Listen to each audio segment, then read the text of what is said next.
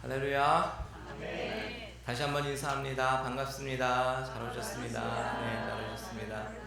네. 자, 오늘 같이 나눌 말씀은요. 창세기 3장 7절에서부터 우리 마지막 절까지 보려고 했는데 15절까지만 보겠습니다. 창세기 3장 7절에서 15절까지만 보도록 하겠습니다. 창세기 3장 7절에서 15절까지 말씀. 우리 한 절씩 교독합니다. 제가 먼저 읽겠습니다. 이에 그들의 눈이 밝아져 자기들이 벗은 줄을 알고 무화과 나무 잎을 엮어 치마로 삼았더라. 그들이 그날 바람이 불 때 동산 거니시는 여호와 하나님의 소리를 듣고 아담과 그의 아내가 여호와 하나님의 낯을 피하여 동산 나무 사이에 숨지더라. 여호와 하나님이 아담을 부르시며 그에게 이르시되 내가 어디 있느냐. 이르되 내가 동산에서 하나님의 소리를 듣고 내가 벗었으므로 두려워하여 숨었나이다. 이르시되 누가 너의 벗었음을 내게 알렸느냐. 내가 내게 먹지 말라 명한 그 나무 열매를 내가 먹었느냐. 아담이 이르되 하나님이 주셔서 나와 함께 있게 하신 여자 그가 그 나무 열매를 내게 주므로 내가 먹었나이다. 여호와 하나님이 여자에게 이르시되 내가 어찌하여 이렇게 하였느냐. 여자가 이르되 뱀이 나를 꿰므로 내가 먹었나이다. 여호와 하나님이 뱀에게 이르시되 내가 이렇게 하였으니 내가 모든 가축과 들의 모든 짐승보다 더욱 저주를 받아 배로 다니고 살아있는 동안 흙을 먹을지니라. 같이 있습니다. 내가 너로 여자와 원수가 되게 하고 내 후손도 여자의 후손과 원수가 되게 하리니 여자의 후손은 내 머리를 상하게 할 것이요 너는 그의 발꿈치를 상하게 할 것이니라 하시고. 아멘. 아멘. 우리가 살면서 항상 고민하는 것이 하나님이 살아계시다면 왜 나에게 이런 고통을 주실까 하는 그런 것입니다. 나는 교회에 나오고 예수 믿는다고 하는데 내 삶 가운데 일어나는 감당하기 힘든 일들을 우리가 마주하죠. 세상을 봐도 그렇습니다. 어제만 해도요 뉴스를 보니까 델라몬몰에서 총격 사건이 있었대요.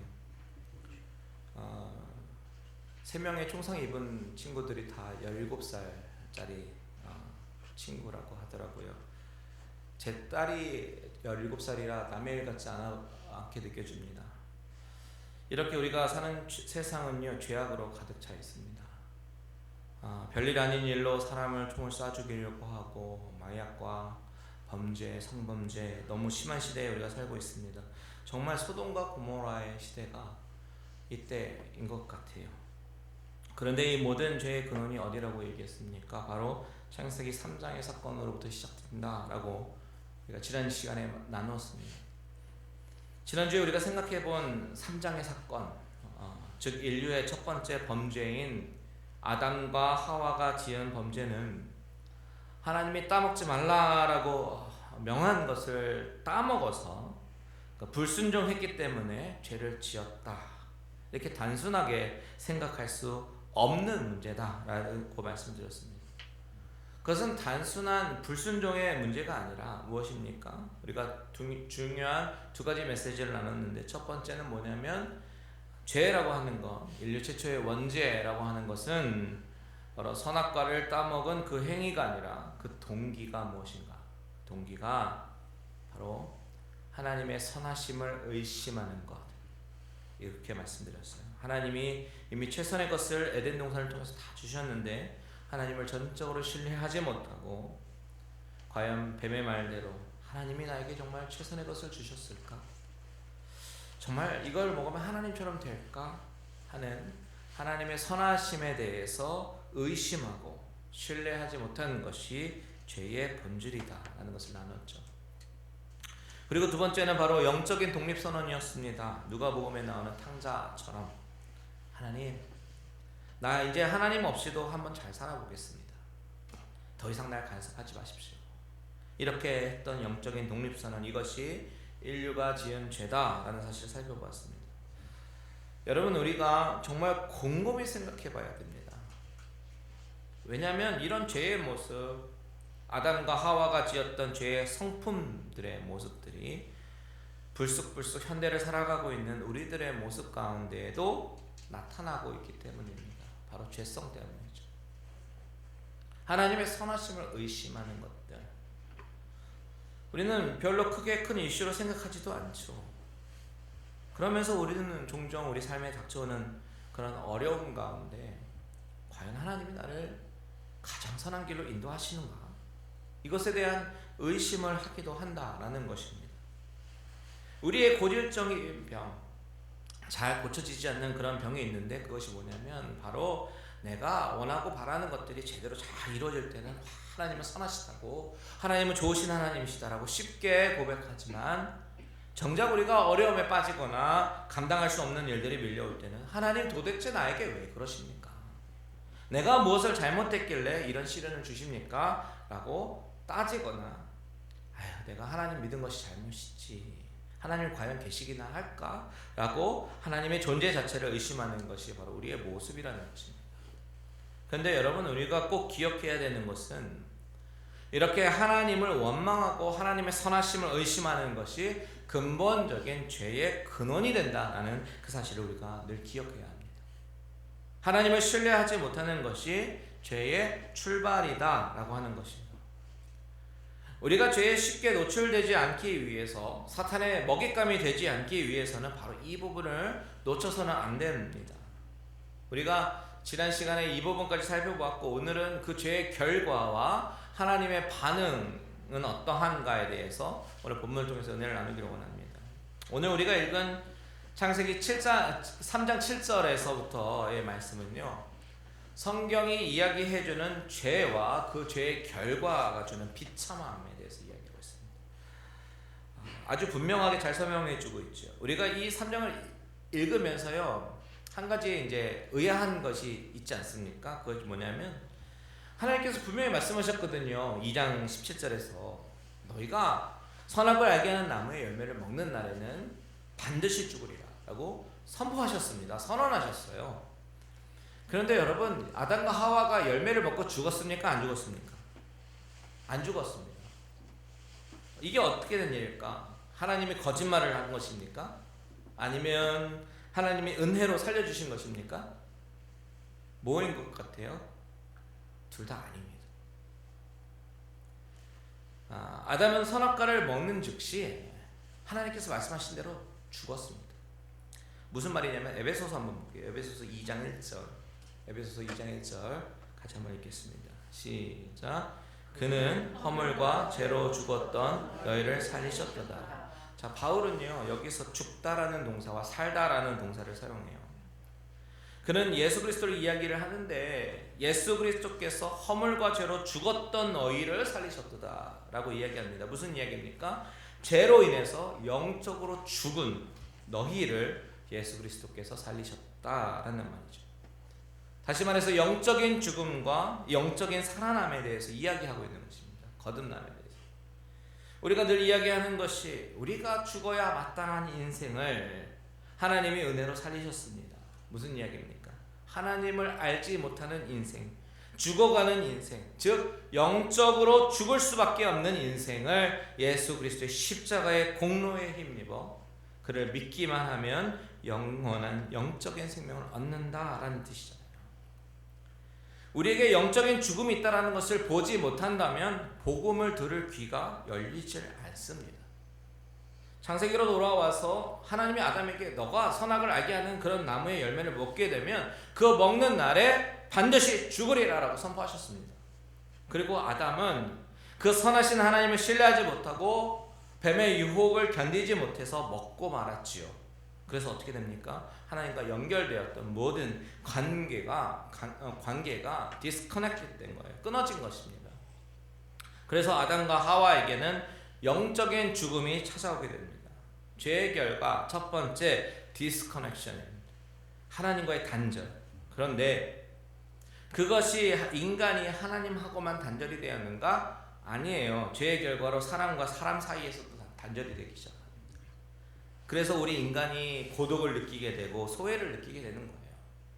그래서 그리고 또한 이 죄 때문에 죄로 인해서 느끼는 이 수치심, 이 수치를 느끼게 됩니다. 우리 7절과 8절 한번 같이 읽겠습니다.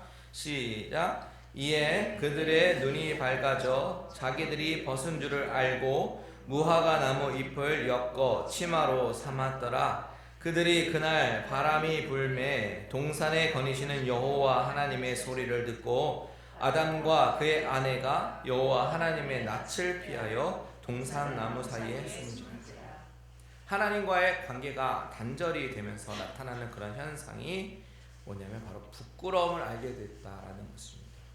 수치심을 깨닫습니다. 그래서 어디에 숨냐면 동산 나무 사이에 숨습니다. 7절 잘 보십시오, 여러분. 보면 그들의 눈이 밝아져라는 말이 있어요. 이 밝아졌다라는 말은 눈이 오픈돼 가지고 그 전에 인식되지 못했던 것들을 인식하기 시작되었다라는 말입니다. 물론 부정적인 말이에요. 마약의 눈뜨다, 쾌락의 눈뜨다, 뭐 그런 말처럼 몰랐던 죄의 쾌락을 알게 되었다라는 뜻입니다. 하지 말아야 할 짓을 함으로써 몰랐던 죄의 세계에 대해서 눈을 뜨게 되고, 그러면서 느껴지는 것은 처음에는 쾌락이었지만 나중에 그 죄의 쾌락 뒤에 찾아오는 그런 수치스러움, 그 죄책감, 이것을 느끼게 됩니다. 그러니까 그 수치심을 무엇인가 좀 가려야 될 것 같은 거예요. 내가 발가벗었다라는 사실을 알게 됩니다. 그래서 어떻게 합니까? 무화과 나뭇잎을 엮어서 치마를 만들어서 입게 되는 것입니다. 내가 뭔가 부족하구나, 이렇게 깨닫기 시작하는 거예요. 자, 여러분, 여기서 생각해 봐야 되는 것이, 하나님이 만드신 오리지널 세상은 어떻습니까? 하나님이 주신 것을 가지고 인간은 만족하며 살 수 있는 그런 세상이었습니다. 하나님이 주신 환경, 하나님이 주신 음식, 다 그 어떤 것도 다 만족스러웠어요. 근데 지금은 어떻습니까? 나 자신을, 나 스스로가 용납할 수 없을 만큼 불만과 불만족과 수치감이 생긴 것이죠. 그러니까 내가 나를 용납할 수 없는데 다른 사람을 어떻게 사랑하겠습니까?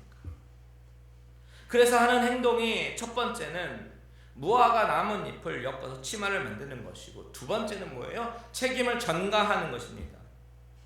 무화과 나뭇잎을 엮어서 치마를 만드는 것은 바로 수치를 가리는 행동이에요. 그런데 여러분, 여기서 중요한 것이 하나 있습니다. 지금 여기서 나오는 행동, 즉 수치를, 나의 수치를 가리려고 하는 행동이 나중에 이 죄성을 가지고 태어난 죄된 인간이 가지고 있는 본성이 되었는데요.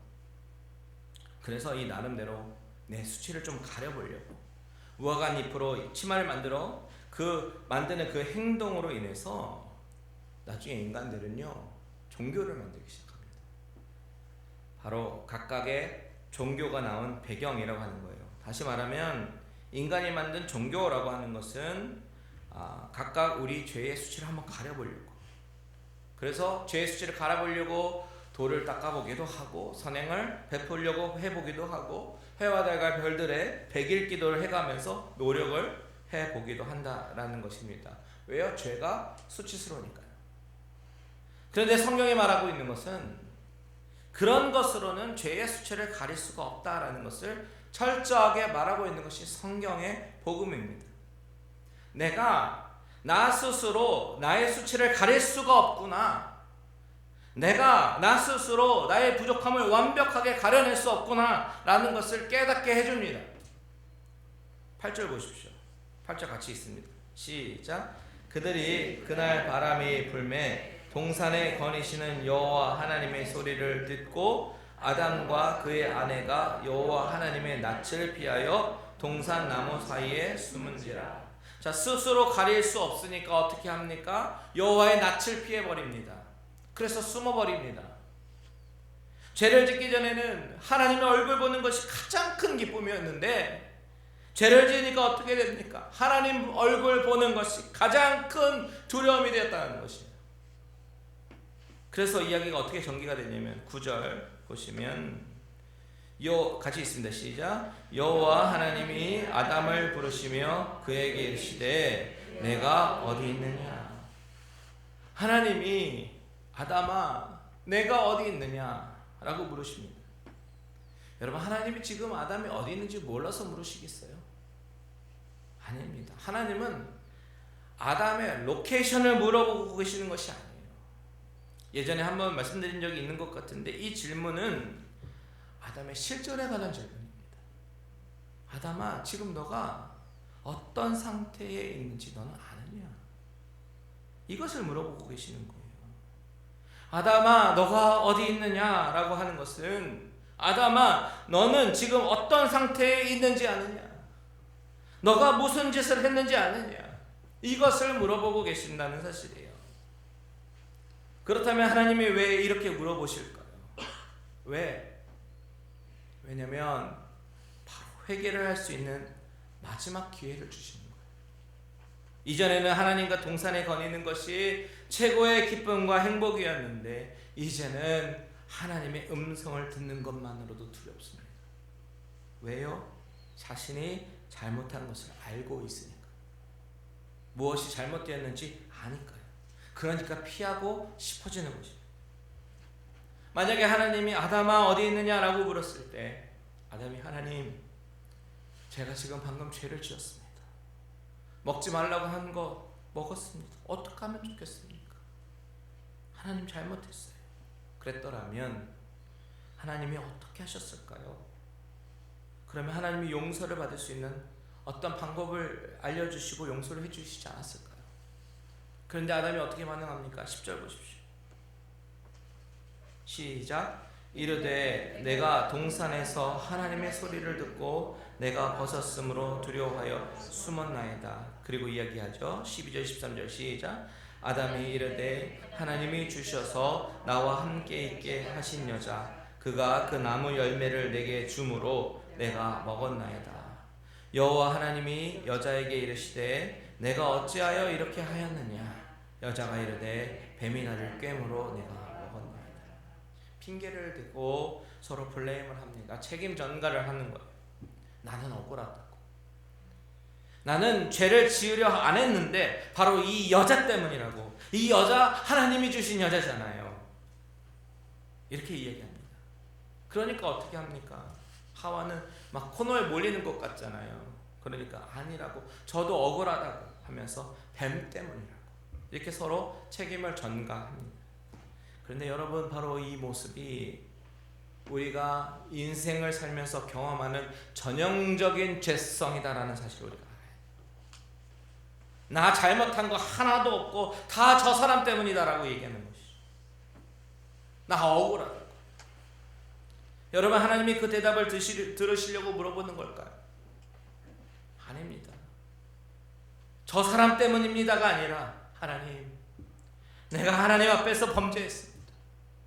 이것을 원하시는 거 아니겠어요?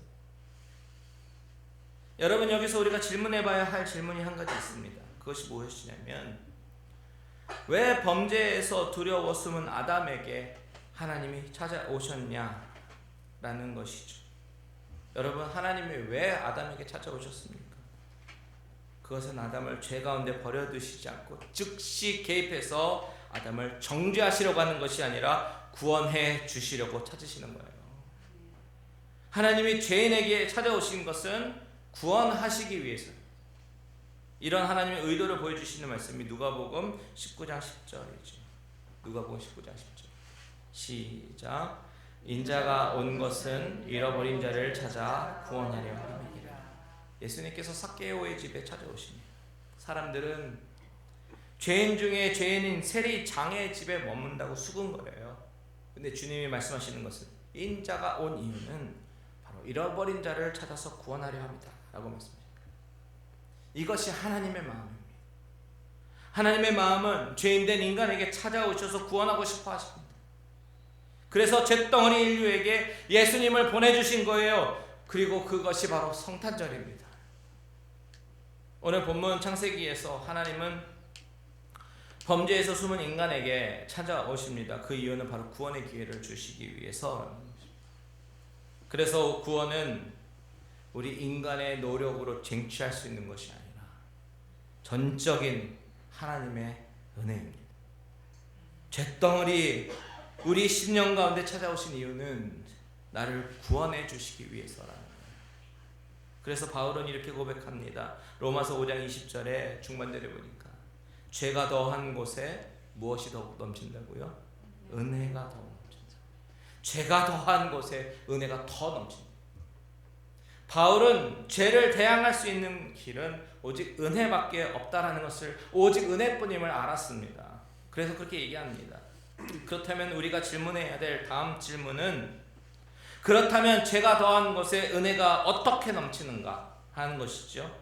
자, 오늘 본문 15절 같이 읽겠습니다. 시작. 내가 너로 여자와 원수가 되게 하고 내 후손도 여자의 후손과 원수가 되게 하리니 여자의 후손은 내 머리를 상하게 할 것이요 너는 그의 발꿈치를 상하게 할 것이니라 하시고. 자, 여러분, 이 문장을 보시면 이 문장의 주어가 무엇입니까?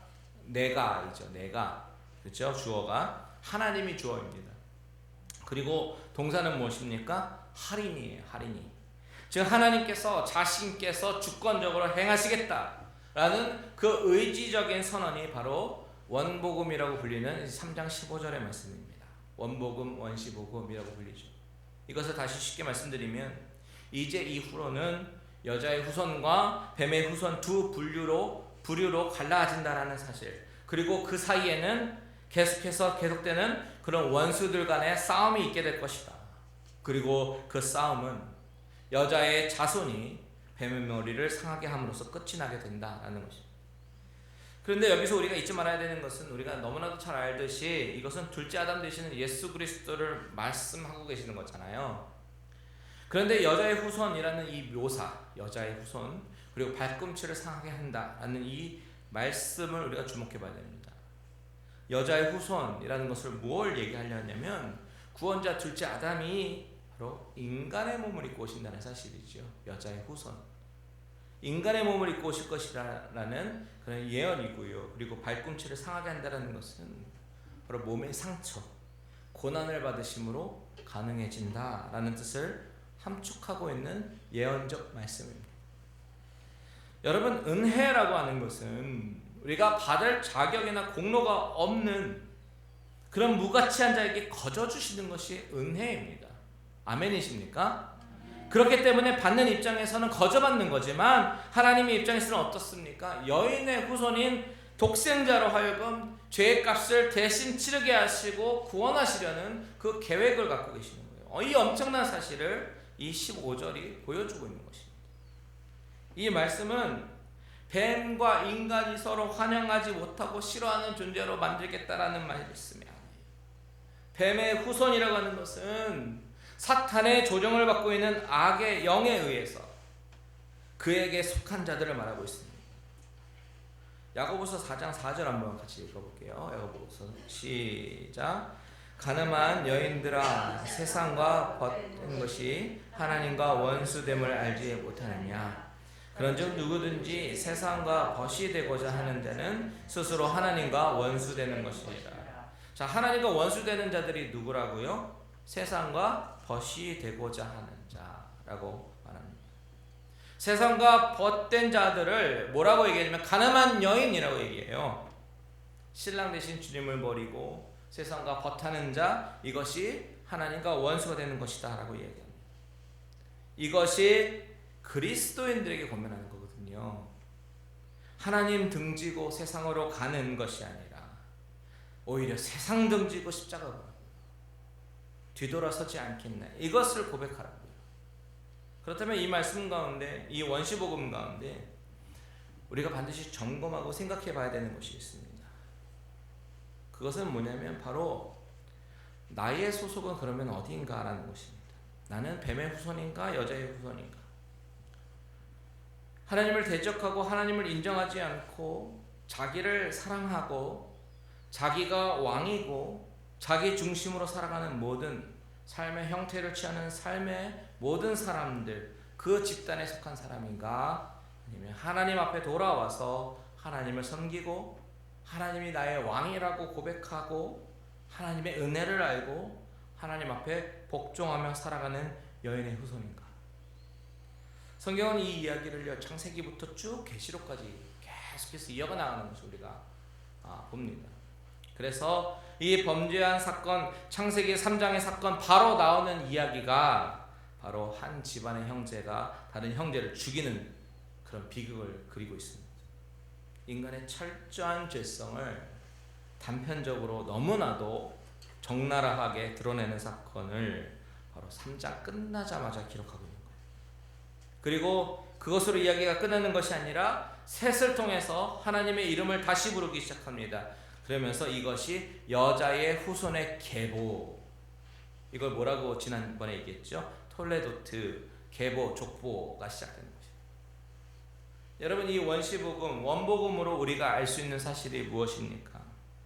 바로 하나님은 아담이 범죄한 직후, 아담이 범죄하자마자 이 순간부터 여자의 후손, 즉 예수 그리스도를 준비하셨다는 사실. 하나님은 죄인에게 찾아오셔서 책망하시고 벌을 주시려고 하시는 것이 아니라 구원의 길을 준비하시고 열어주시기 위해서 찾아오십니다. 그리고 그 구원의 계획을 너무나도 완벽하게 이루고 계시는 거예요. 이것이 바로 하나님의 마음이고 하나님의 사랑이고 하나님 베푸시는 은혜다라는 사실을 꼭 기억하시기 바랍니다. 내가 의로워서가 아닙니다. 예배 빠지지 않고 출석해서가 아닙니다. 기도 하루에 8시간 한다고 구원이 주어지는 것이 아니라 하나님은 죄인된 우리를 위해서 바로 범죄한 직후에 찾아오셔서 구원을 베푸시기 위해서 그때부터 예수 그리스도를 준비하고 계셨다. 그런데 여러분, 그 하나님이 바로 지금도 아직 하나님을 알지 못하는 사람들에게 손을 내밀고 계신다는 사실 또한 우리는 기억해야 되겠죠. 그것이 우리가 전도해야 되는 이유고 선교해야 하는 이유인 줄 믿습니다. 이 말씀을 듣는 모든 성도님들, 그리고 나중에 온라인 유튜브 방송으로도 우연히 들으시는 분이라 할지라도 이것을 꼭 기억하십시오. 하나님은 바로 나 같은 죄인을 구원하시기 위해서 독생자 예수 그리스도를 처음부터 계획하시고 바로 저와 여러분을 구원하고자 하는 계획을 가지고 계셨다라는 사실 말입니다. 이 사실을 기억하시고 하나님이 내미시는 손에 반응해서 그 손을 잡고 하나님 앞에 나아가셔서 구원의 감격을 누리시는 저와 여러분들 되시기를 주님의 이름으로 축원드립니다. 아멘.